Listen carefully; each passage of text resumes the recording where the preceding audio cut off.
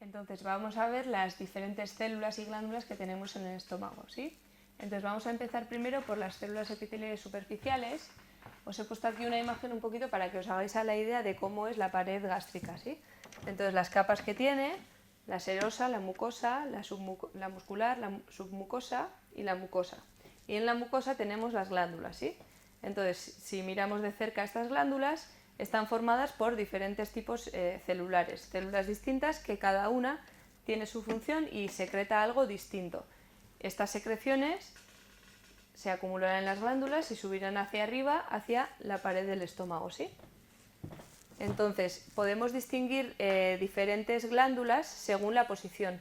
Hay algunas glándulas que se encuentran en la parte superior del estómago y hay otras que se encuentran en la parte inferior. Entonces, las células epiteliales superficiales lo que hacen es secretar moco y bicarbonato. Entonces, forman una barrera más o menos de medio milímetro en todo el estómago para que el ácido no dañe la pared del abdomen, ¿no? del estómago. Entonces, en las glándulas gástricas tenemos en la mucosa del fundus y del cuerpo del estómago, como he dicho, en la parte superior del estómago, tenemos 4 tipos de células distintas en las glándulas. Las mucosas, las principales, las parietales y las enterocromafines, y cada una secreta algo distinto. Entonces, las mucosas lo que hacen es secretar un moco que es distinto a las células epiteliales superficiales que hemos visto antes. Luego tenemos las células principales o pépticas, que lo que hacen es secretar pepsinógeno, y cuando el pepsinógeno contacta con el pH ácido del ácido clorhídrico en el estómago se activa dando lugar a la pepsina, y la pepsina es el enzima proteolítico, que es la que divide las proteínas. Entonces, luego tenemos las células parietales u oxínticas, que estas lo que hacen es secretar ácido clorhídrico para crear un pH ácido en el estómago, y factor intrínseco, que es esencial, es una glicoproteína esencial para absorber la vitamina B12 más adelante en el ileón.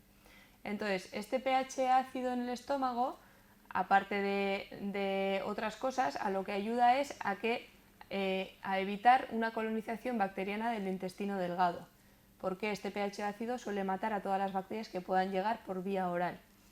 Y por último tenemos las células enterocromafines, que estas lo que hacen es secretar histamina. Entonces, luego tenemos las glándulas pilóricas, que estas son las glándulas que se encuentran más hacia abajo del estómago, en la parte final del estómago, en la mucosa del antro pilórico, ¿no? Y aquí distinguimos 2 tipos de células, las principales o pépticas, que hacen lo mismo que arriba, secretar pepsinógeno, y luego tenemos las células endocrinas, que son las células G y las células D. Las células G secretan gastrina y las células D secretan somatostatina. Entonces, entre digestión y digestión, el estómago secreta muy poco jugo gástrico, pero los estímulos emocionales como el olfato, el gusto y el olor, o sea, el olfato y la vista, pueden producir un aumento de secreción rica en ácido clorhídrico y en pepsina. Entonces, aparte de eso, el estómago también secreta grelina, que es una hormona que crea sensación de hambre. Entonces, veremos ahora un poquito la regulación de la secreción en el estómago, que tiene 3 fases distintas: la fase cefálica, la fase gástrica y la fase intestinal. Entonces, en la fase cefálica es la fase que hay una expectativa de comida, la imaginación, la vista, el olor, el gusto, ¿no? Son impulsos que se conducen por el nervio vago hasta el estómago. Entonces, esto lo que hace es activar las células G, que hemos dicho que estaban en el antro, al final del estómago, y estas células G producen gastrina. Y esto lo que hace es activar todas las glándulas gástricas. Activa un poquito el inicio de la digestión. Entonces, en esta fase cefálica se produce más o menos el 30% de la secreción gástrica. Aquí os he puesto una imagen de las células G, que tienen una forma así un poco peculiar, con una base amplia y luego la luz muy estrechita. Entonces, luego tenemos la fase gástrica, que esta se inicia con la distensión del estómago, ¿no? Con la distensión gástrica. Aquí se produce el 60% más o menos del jugo gástrico y se aumenta la secreción por medio de dos señales distintas. Unas señales son nerviosas y otras serán hormonales. Entonces, las señales nerviosas se crean en respuesta a la distensión del estómago. Las señales nacen en los núcleos parasimpáticos y se conducen a través del nervio vago. Estimulan la secreción de todas las glándulas de la mucosa gástrica, aumentando el moco, la pepsina, el ácido clorhídrico y la gastrina. Entonces, esto hace un poquito lo mismo que la fase cefálica que hemos dicho, ¿no? Que activa las células G, la gastrina, y activa todas las células. Y luego tenemos las señales hormonales, que es la gastrina, la que actúa sobre las glándulas gástricas, aumentando la producción de jugo muy ácido, ¿no? Hemos dicho que en la fase cefálica se activaban las células G crean gastrina y la gastrina activa al resto de las células. Entonces, lo que hace un medio muy ácido de un pH menor de 3 en el antro es la inhibición de la liberación de la gastrina. Entonces, una vez tenemos mucho ácido o mucho jugo gástrico, ella misma inhibe su secreción. Entonces, esta inhibición está mediada por el aumento de la somatostatina por las células D. Digamos que las células D y las células G son contrarias entre sí. Las células G producen gastrina, que activa toda la formación de jugo gástrico, y en cambio las células D crean la somatostatina, que lo que hace es frenar un poco toda esa activación.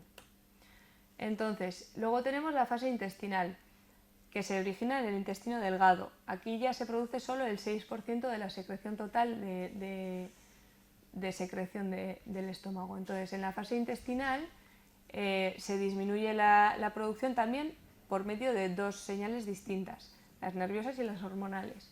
Entonces, las nerviosas son el reflejo enterogástrico, que es que cuando llega la comida al intestino, pues ya se frena un poquito esa producción de jugo gástrico, porque se supone que ya la digestión va para adelante y que el trabajo del estómago ya está realizado.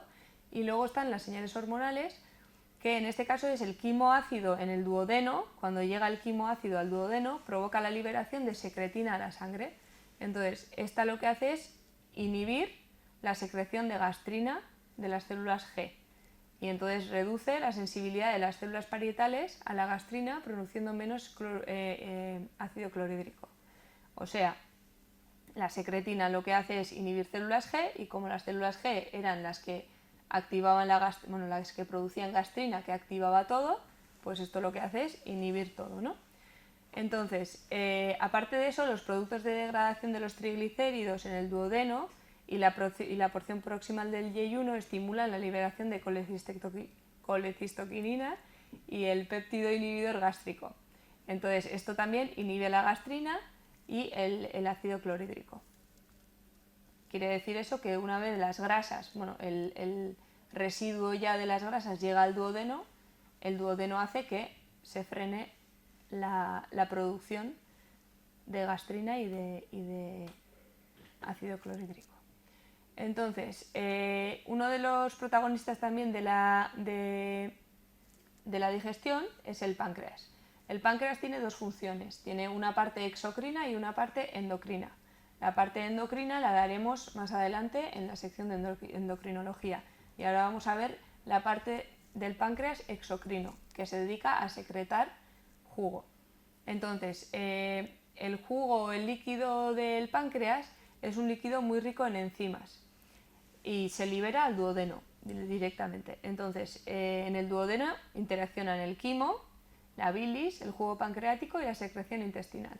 Entonces, más o menos el páncreas suele secretar de 1 a 1,5 litros al día, y este líquido contiene iones bicarbonato, muchos iones bicarbonato, para poder neutralizar el ácido del quimo.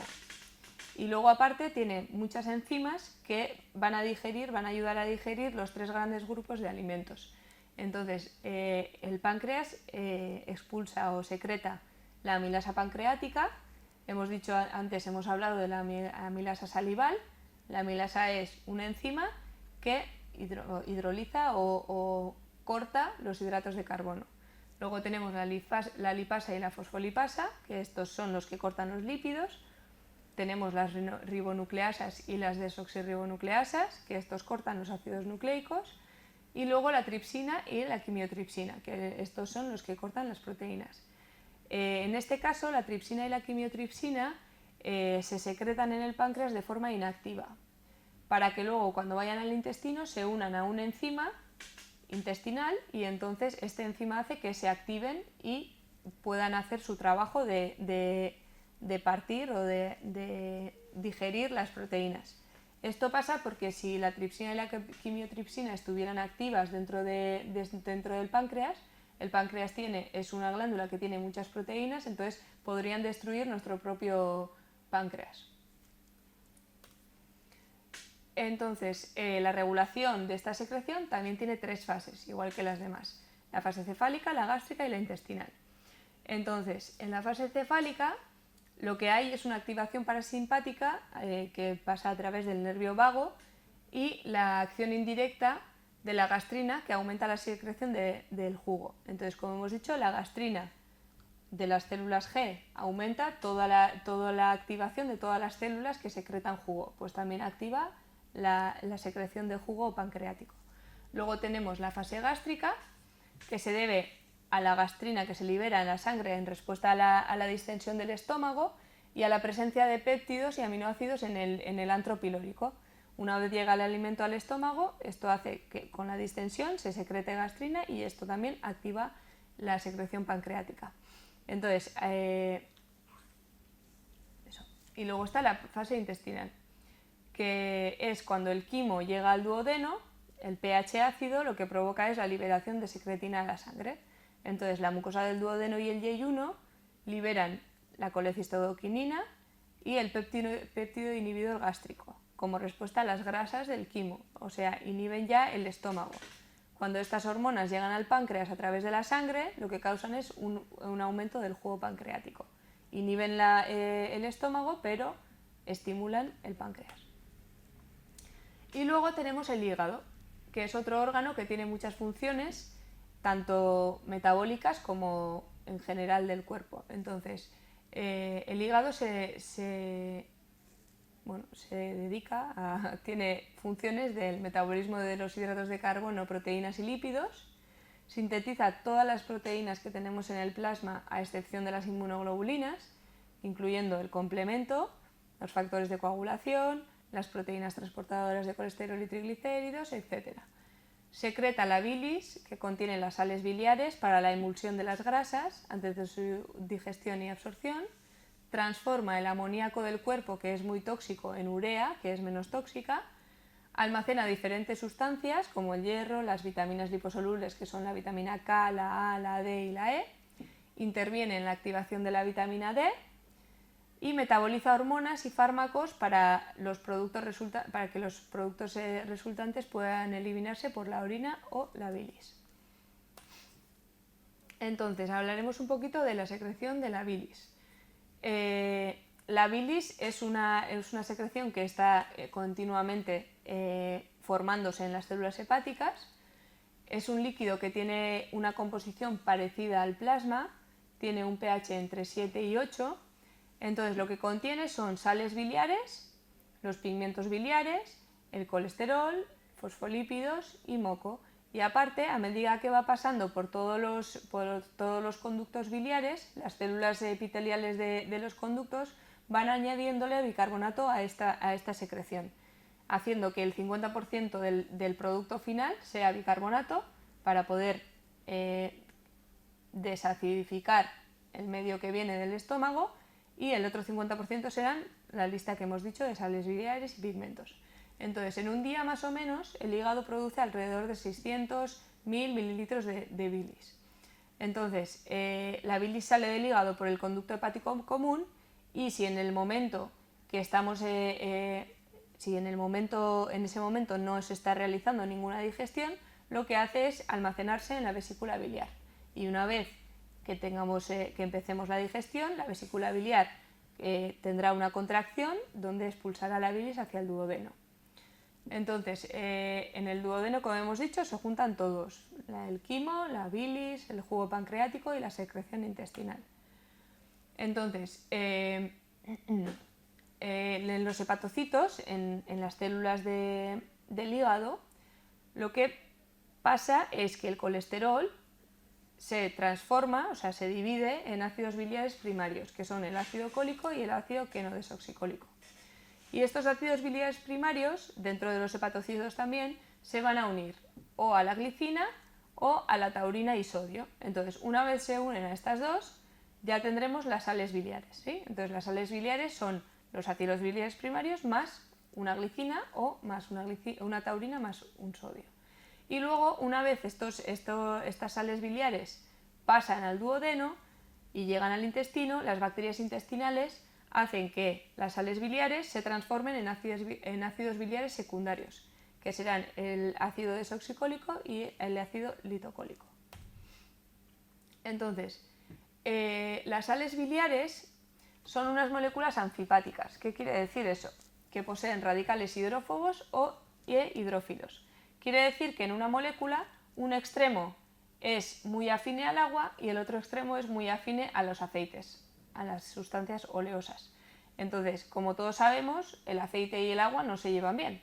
Cuando echamos un poquito de aceite al agua y lo intentamos mezclar, nunca se convierten en uno, no se disuelven entre ellos, ¿sí? Se crean unas burbujitas de aceite en el agua. Entonces, estas sales biliares tienen tendencia a hacer lo mismo.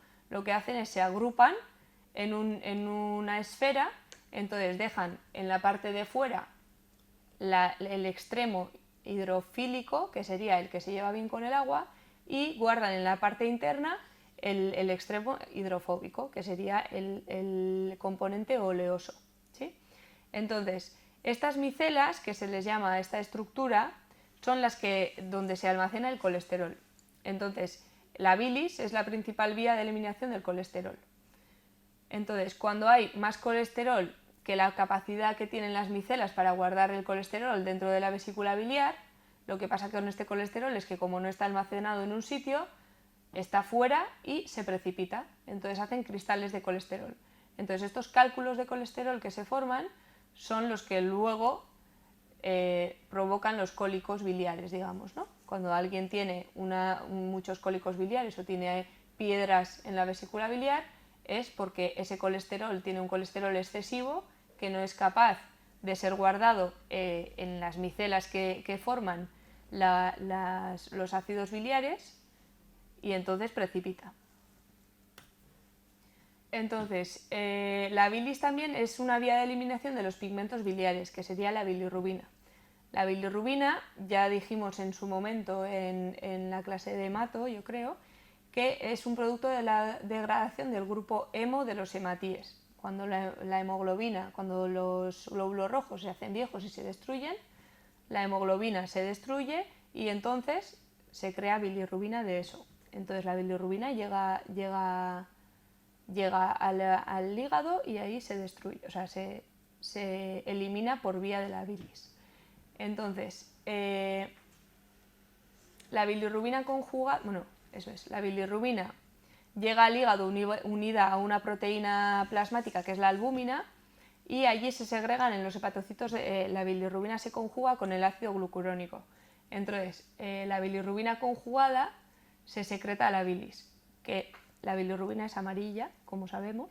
Entonces, al llegar a la bacteria, lo que pasa, o sea, al llegar al colon, lo que pasa es que las bacterias del colon lo desconjugan.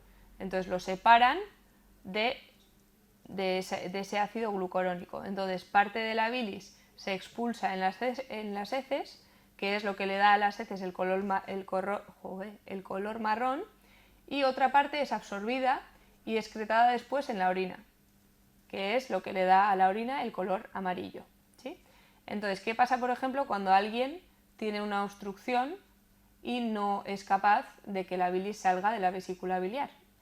Pues que las heces se hacen blancas y la orina se hace oscura, porque la orina, o sea, toda la bilis se quedará en la sangre y se filtrará en los riñones. Entonces toda la bilis saldrá por los riñones, saldrá en la orina. Tendremos una orina muy oscura y unas heces claritas, no serán marrones.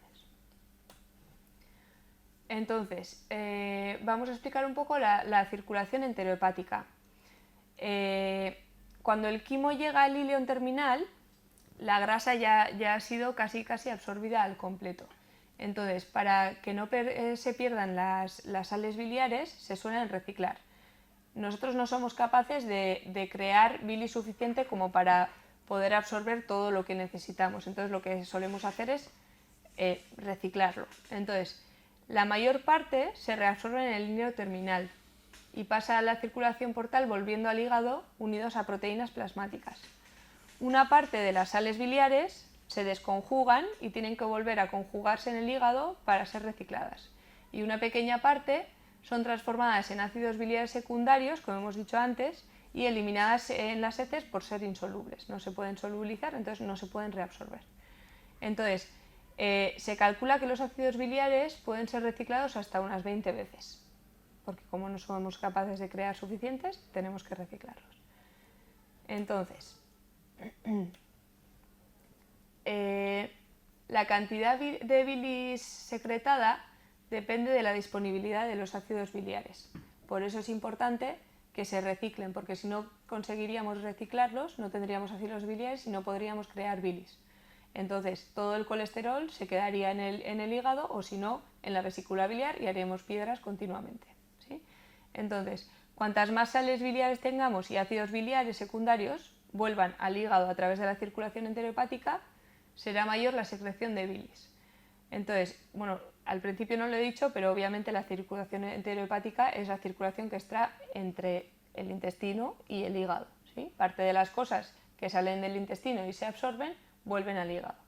Entonces, la secretina incrementa la secreción de bilis durante varias horas después de las comidas, pero aumenta principalmente la solución acuosa rica en bicarbonato. Entonces, el vaciamiento de la vesícula biliar, como hemos dicho, normalmente cuando no estamos haciendo la digestión, toda la bilis se concentra en la vesícula biliar y en un momento dado tiene que ser expulsada. Entonces, entre las comidas, el bilis es desviado hacia la vesícula biliar y hay un aumento del tono del esfínter de Oddi, que es el que no deja que la bilis vaya al duodeno. Entonces, la vesícula tiene capacidad más o menos para 60 mililitros, pero lo que pasa es que cuando se va acumulando, tiene capacidad de absorber el agua del líquido. Entonces va absorbiendo y se va haciendo cada vez un líquido más concentrado. Entonces, puede almacenarse hasta 12 horas de producción. Si una persona, por ejemplo, en vez de hacer unas comidas regulares, come una vez al día y solo expulsa esa cantidad, esa bilis será muy espesa y tendrá mucha posibilidad de que haya más colesterol diluido y que haga piedras. En cambio, si vamos comiendo poco a poco en cantidades pequeñas, pero muy separadas separadas en el tiempo, muchas veces al día, conseguiremos que esa vesícula vaya todo el rato vaciándose y entonces no habrá un cúmulo y no habrá tanta precipitación del colesterol. Entonces, para que la vesícula biliar se vacíe se requieren dos condiciones. Uno, que la relajación del esfínter de Oddi para que deje salir de la bilis, y dos, la contracción de la vesícula biliar, obviamente. Entonces, el vaciamiento se suele iniciar varios minutos después de empezar la comida y sobre todo si es rica en grasas. Lo que nos ayuda la bilis es a metabolizar las grasas. Entonces, cuanto más grasa sea la comida, más bilis vamos a echar. Y la velocidad más elevada suele ser durante la fase intestinal de la digestión, o sea, una vez el quimo llega al intestino. Entonces, la colecistoquinina, que es el estimulante más importante del vaciamiento vesicular. Entonces, cuando esta hormona pasa a la sangre, produce la contracción del músculo liso de la vesícula y hace que la bilis salga hacia el duodeno. Entonces, el sistema nervioso parasimpático también estimula el proceso, mientras que el sistema simpático inhibe el vaciado, ¿no? Como hemos dicho antes siempre, el simpático es el que inhibe la digestión y el parasimpático va a ser el que promueve la digestión. Entonces, la vesícula biliar suele vaciarse más o menos por completo una hora después de la ingesta, de la comida. Entonces, vamos a pasar ahora al intestino delgado. Vamos a hablar un poquito de la motilidad. Entonces, el quimo, esa bola de comida, tarda más o menos 3 a 5 horas en atravesar todo el intestino delgado. Los movimientos del intestino delgado tienen ciertos objetivos. Lo primero sería mezclar los alimentos con la secreción biliar, pancreática e intestinal. Lo segundo sería poner en contacto el quimo con la pared intestinal para su absorción. Y por último, propulsar el contenido intestinal en dirección distal. Entonces, estos movimientos que hace el intestino delgado son dos.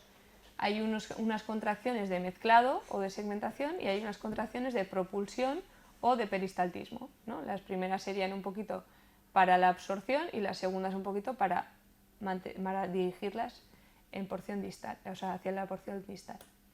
Entonces, las contracciones de mezclado son unas contracciones concéntricas, localizadas y espaciadas a lo largo del intestino delgado.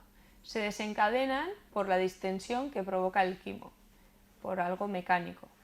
La longitud de cada contracción es más o menos de 1 centímetro y cada contracción provoca la segmentación del quimo y hace que se mezcle con el resto de las secreciones. Lo que hace es todavía partirlo más y además mezclarlo con el resto de las secreciones. Y luego tenemos las contracciones de propulsión, que estas son ondas peristálticas, propulsan el quimo por el intestino delgado, se estimulan por la distensión también provocada por el quimo y se desplazan más o menos a 2 centímetros por segundo. Entonces, no se desplazan más de 10 centímetros a lo largo, por lo que se les llama contracciones de corto alcance. Entonces, la función de las ondas es guiar básicamente el quimo en dirección al ano, ¿no? En dirección anal, y dispersar el quimo por la mucosa para facilitar la absorción. Entonces, durante el ayuno se producen otras contracciones que son un movimiento de barrido de todo el intestino delgado, que se cree que es para que todos esos restos que se han quedado después de la digestión sean arrastrados en dirección anal, y estos en cambio, en vez de desplazarse solo 10 centímetros, se suelen desplazar hasta 70 centímetros. Entonces a estos movimientos peristálticos se les llama de largo alcance. Por eso podemos decir que el intestino siempre se está moviendo, tanto cuando estamos haciendo la digestión como cuando no. Entonces, el vaciamiento del intestino delgado se regula también a través de señales del estómago y del ciego. Entonces, las señales del estómago suelen ser facilitadoras de la motilidad y el vaciamiento intestinal. El reflejo gastroentérico, desde el estómago hasta el intestino, se inicia con la distensión del estómago, haciendo que aumente el peristaltismo y se facilite el paso del quimo desde el ilion al ciego, porque relaja el esfínter ileocecal. Entre el ilion, que es la parte distal del intestino delgado, y el ciego, que es el inicio del intestino grueso, también tenemos una válvula. Entonces el reflejo gastroentérico lo que hace es la relajación de esa válvula y el aumento del peristaltismo del intestino delgado para que vaya vaciando.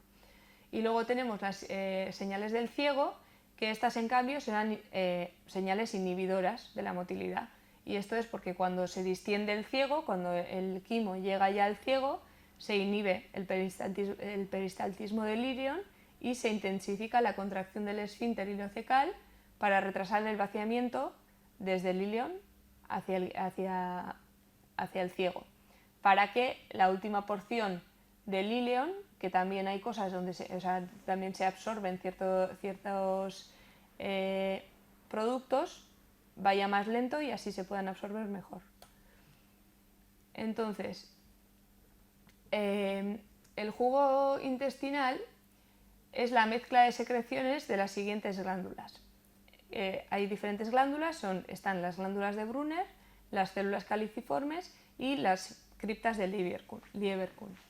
Entonces, en las glándulas de Brunner, que se encuentran en la parte proximal del duodeno, entre el píloro y la ampolla de Vater, se producen grandes cantidades de líquido alcalino rico en mucina, que protege también la mucosa duodenal. Como hemos dicho, casi todos los jugos que provengan por debajo del estómago son de base alcalina, son ricas en bicarbonato para proteger la mucosa del duodeno y del resto del intestino delgado que no está preparado para el ácido del estómago, ¿sí? Entonces, luego tenemos las células caliciformes, que estas también secretan moco. Y luego tenemos las criptas de Lieberkühn, que son unas glándulas tubulares simples que se encuentran entre las vellosidades intestinales. Ya sabemos que las células de la pared del intestino tienen vellosidades, que son como unas patitas que sobresalen, que lo que hacen es aumentar la base, o sea, la superficie de absorción del intestino, ¿no? Entonces, estas secretan un líquido también con pH alcalino de entre 7,5 y 8, y para proporcionar también un medio acuoso para facilitar la absorción de las sustancias. Entonces, las secreciones intestinales carecen de acción enzimática, a excepción de la duodenal, donde se secreta una enzima que transforma el tripsinógeno en tripsina. Como hemos dicho, el páncreas secreta el tripsinógeno, que es para el enzima que corta las proteínas. Entonces, en la parte duodenal del intestino se secreta una enzima que es el que va a transformar el tripsinógeno en tripsina, que será ya la enzima activa que cortará las proteínas.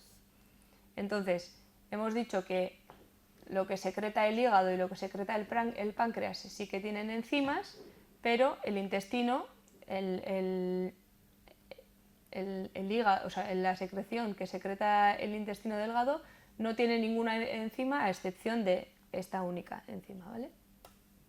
Solo será moco. Entonces, en las propias células epiteliales columnares existen enzimas digestivos que completan la digestión. En el intestino delgado hemos dicho que no hay, la secreción no tiene enzimas, pero las propias células en su superficie sí que tienen unos enzimas digestivos que ayudan a terminar la digestión, que son las disacaridasas y las peptidasas. Las disacaridasas lo que hacen es hidrolizan, o sea, cortan los disacáridos a monosacáridos, que ahora vamos a explicar lo que son, y las peptidasas hidrolizan los péptidos a aminoácidos.